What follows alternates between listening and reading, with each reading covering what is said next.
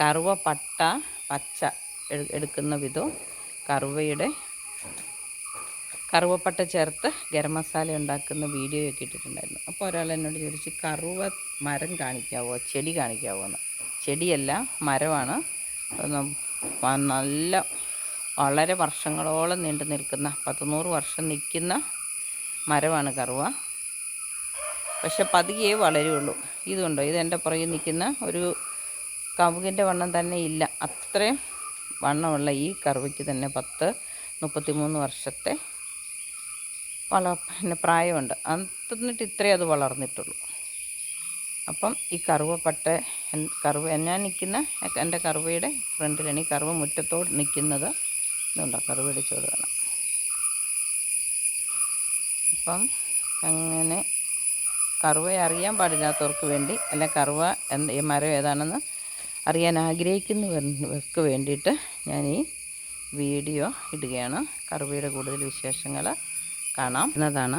കറുവ മരം അതിനാകെ ഒരു കമുകിൻ്റെ വണ്ണം പോലും ഇല്ല.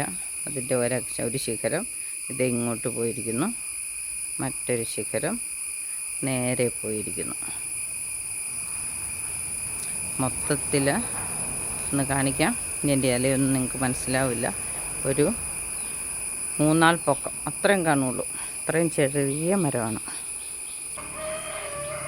ഇതതിൻ്റെ നേരെ പോയിരിക്കുന്ന ഒരു കമ്പ്. പിന്നെ ഇടയ്ക്കിടയ്ക്ക് കമ്പ് വെട്ടിയെടുക്കുന്നത് കൊണ്ട് ഇത് വേറൊരു ശിഖരം. ഈ ശിഖരമാണ് ഇന്നാളെ മുറിച്ചെടുത്തത്.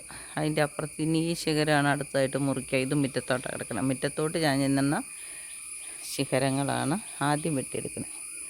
മുറ്റത്തില വീണ് മുറ്റമടിക്കുന്നതിന് അടിക്കാൻ എളുപ്പമുണ്ടല്ലോ, അതുകൊണ്ടും മുറ്റത്ത് ഇച്ചിരി വെളിച്ചം വരും, അതുകൊണ്ടും മുറ്റത്തേക്കുള്ള കമ്പാണ് ആദ്യം വെട്ടിയെടുത്തത്. അപ്പോൾ ഇതാണ് കറുവ മരം. ഇതിൻ്റെ ഇല കണ്ടോ, ഇല എടനയുടെ ഇലയോട് സാമ്യമുള്ളതാണ്. അതിനേക്കാൾ അല്പം കൂടെ നല്ല രൂക്ഷമായിട്ടുള്ള ഒരു സ്വാദാണ്. ഇതിൻ്റെ ഇലയിലും നമുക്ക് ചക്കയട അല്ല പൂച്ച പുഴുങ്ങും. ഇതിൻ്റെ വലിയ ഇലയ്ക്ക് കുറച്ചൊരു 10 സെൻറ്റിമീറ്ററൊക്കെ 12 സെൻറ്റിമീറ്റർ നീളമുണ്ട്. അങ്ങനെയുള്ള വലിയ ഇലകൾ പറിച്ചാൽ നമുക്ക് അതിൽ പൂച്ച പുഴുങ്ങാം. പിന്നെ വീതി കുറഞ്ഞ ഇലയാകുമ്പം പറ്റില്ല. ഇതുണ്ട്, ഇതിനൊക്കെ അത്രയൊന്നും വീതി നീളമുണ്ടെങ്കിലും വീതിയില്ല. ഇച്ചിരി വീതി നീളമുള്ള ഇല നോക്കി പറിച്ചാൽ നമുക്ക്. പിന്നെ ഇതിൻ്റെ കമ്പ് വെട്ടിയെടുത്തിട്ടാണ് ഇതുണ്ട് ഇങ്ങോട്ട് ഈ കമ്പൊക്കെ മുറിച്ചെടുത്തതാണ്. ഇതും മുറിച്ചെടുത്തതാണ്. ഇതിൻ്റെ ബാക്കി ഇതാണ് ഇനിയിപ്പം മുറ്റത്തോട്ട് നിൽക്കുന്നത്. ഈ കമ്പും ഇനി മുറിച്ചെടുത്തിട്ട് അതിൻ്റെ തൊലി ചെത്തിയെടുത്താൽ. ഇതിൻ്റെ ഇല സാധാരണ നല്ല ചെറിയ ഇല ആയതുകൊണ്ട് തന്നെയാണെന്ന് തോന്നുന്നു, പതുക്കെ വളരുന്നതായതുകൊണ്ടും നല്ല സുഗന്ധം നല്ല ഗുണമുണ്ട് ഈ കറുവയുടെ പട്ടയ്ക്ക്. കനം കുറവാണെങ്കിലും കനം വെക്കണമെങ്കിൽ കറുവ വളരെ വർഷങ്ങൾ, ഇതൊരു 32 വർഷമായ കറുവയാണ്. എന്നിട്ട് ഇത് ഞാൻ കൈ പിടിച്ച് കാണിക്കാം. ഇതുകൊണ്ടോ, കൈ പിടിച്ച 2 കൈയും കൂടെ കൂട്ടി പിടിച്ചാൽ അതിൽ എത്തും. അത്രയും വണ്ണമാണ് ഈ 33 വർഷം കൊണ്ട് ഈ കറുവയ്ക്ക് വെച്ചിരിക്കുന്നത്. ഇപ്പോൾ പെട്ടെന്ന് വളരുന്നൊരു മരമല്ല, പതിയെ വളരുള്ളൂ. ഇത് പിന്നെ ഞാൻ കറുവയിൽ ഇതൊരു പാശം പൂട്ട് കയറിപ്പോയിട്ടുണ്ട്. ഇതുണ്ടോ, കയറിപ്പോയിട്ട് അടുത്ത പ്ലാവിലേക്കും കമുകിലേക്കും ഒക്കെ പൊക്കോളും. പിന്നെ കറുവ മുറ്റത്തായതുകൊണ്ട് അതെല്ലാം ചില ഓർക്കിഡൊക്കെ ഇങ്ങനെ കെട്ടിവെച്ചിട്ടുണ്ട്. ഉണ്ണീശോപ്പൂന്നും അണ്ണാമാലെന്നും പിന്നെ വേറൊരെണ്ണം 3 ഓർക്കിഡ് ഇതിൽ കെട്ടിവെച്ചിട്ടുണ്ട്. പിന്നെ ഇതിൻ്റെ കമ്പയിൽ പൂച്ചട്ടികളൊക്കെ, ഇതിപ്പോൾ മഴക്കാലം വരുന്നതല്ലേ ഉള്ളൂ, അതുകൊണ്ട് അതിനകത്തെ കഴിഞ്ഞ വർഷത്തെ ചെടിയൊക്കെ പോയി ഈ വർഷം വേണേൽ വേറെ പുതിയ ചെടി നട്ടുപിടിപ്പിക്കണം.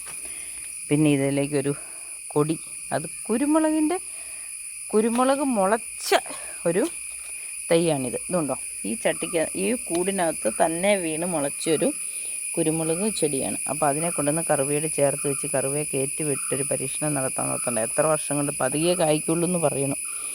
അപ്പോൾ അതിനൊരു താങ്ങൊക്കെ ആയിട്ടാണ് ഒരു ശീമക്കൊന്നയുടെ കമ്പ് കൊണ്ട് നട്ടിരിക്കുന്നത്. കറുവയിലേക്കും ഈ കമ്പ് ശീമക്കൊന്നയുടെ കമ്പിലേക്കും കയറ്റി വിടുന്നത്. കുരുമുളകിൻ്റെ മുളക് മുളച്ചതാണ്. വള്ളിയല്ലേ സാധാരണ നമ്മൾ നടുന്നത്, ഇത് ആ ചട്ടിക്കകത്ത് തന്നെ മുളച്ചതാണ്. കളയാതെ നിർത്തിയിരിക്കുകയാണ്. എത്ര വർഷം കൊണ്ട് കായ്ക്കും എന്നൊക്കെ നമുക്ക് നോക്കാം. ഇതിപ്പോൾ 2ാം വർഷമാണ്. കഴിഞ്ഞ മഴക്കാലത്ത് കിളിർത്തതാണ്. ഇപ്പോൾ 1 വർഷമായി. അപ്പോൾ എൻ്റെ കറുവയുടെ വിശേഷങ്ങൾ ഇത്രയൊക്കെ ഉള്ളൂ.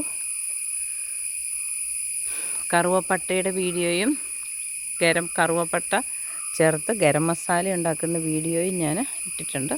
എല്ലാവരും കയറി കാണണം, പ്രോത്സാഹിപ്പിക്കണം. ചാനൽ സബ്സ്ക്രൈബ് ചെയ്യാത്തവരൊക്കെ സബ്സ്ക്രൈബ് ചെയ്യണം.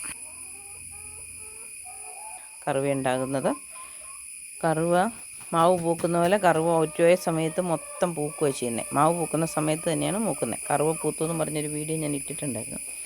കറുവ പൂത്തിട്ട് കായ്കൾ മൂത്ത് കുരു മുറ്റത്ത് വീണ് ടൈലുകൾക്കിടയിൽ ഇങ്ങനെ കിളുത്ത് നിൽക്കുമ്പം അത് പറിച്ച് ഓരോ കൂട്ടിലൊക്കെ നടാറുണ്ട് ചെറുത്.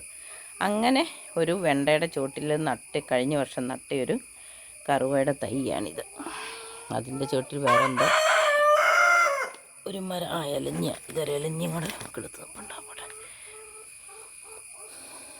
ഇതുകൊണ്ട് അപ്പോൾ ആർക്കെങ്കിലും ആവശ്യക്കാർക്ക് കറുവയുടെ ഗുണങ്ങൾ അറിയാവുന്നവർ ചോദിച്ചാൽ എല്ലാ വർഷവും 1-2 തൈകളൊക്കെ കൊടുക്കാറുണ്ട്. കഴിഞ്ഞ വർഷം ഒരാൾ ആസാമിലേക്ക് ഒരു കറുവയുടെ തൈ ഇതുപോലെ കൊണ്ടുപോയി പിടിച്ചു എന്നാണ് പറഞ്ഞത്. ഉണ്ടാക്കാറ് ഇതിൻ്റെ ചോട്ടിൽ നിന്ന് യകരങ്ങളൊക്കെ ഉണ്ടായി വരുന്നുണ്ട്. ഇങ്ങനെയുള്ള തൈകൾ നട്ടുപിടിപ്പിച്ചാൽ നമുക്ക് എല്ലാവർക്കും സ്വന്തമായിട്ട് കറുവപ്പട്ട ഉണ്ടാക്കാവുന്നതേ ഉള്ളൂ. കറുവയുടെ കുരു പാകിയോ അല്ലെങ്കിൽ കറുവയുടെ മരച്ചോട്ടിലോ കറുവയുടെ തൈ ഉണ്ടെങ്കിലോ പറിച്ചുകൊണ്ട് നട്ടോ, ഇല്ലെങ്കിൽ നഴ്സറികളിൽ ചിലപ്പം വാങ്ങാൻ കിട്ടുമായിരിക്കും. കുരുമുളച്ചാണ് കറുവ ഉണ്ടാകുന്നത്. നോക്കുമ്പോൾ ചെറിയ ഇലകളോടുകൂടി ഒരു ചെറിയ മരം, അതിൻ്റെ തളർപ്പിൽ ഇളം മഞ്ഞ നിറവും റോസ് ചുമന്ന പയ്യൊരു ഇളം റോസ് നിറവും ഒക്കെ ആയിട്ടാണ് ഇലകൾ തളിർത്ത് വരുന്നത്. അത് കഴിഞ്ഞത് നല്ല പച്ച നിറത്തിലാവും. ഉണങ്ങിയ കറുവയുടെ ഇലയും നമ്മൾ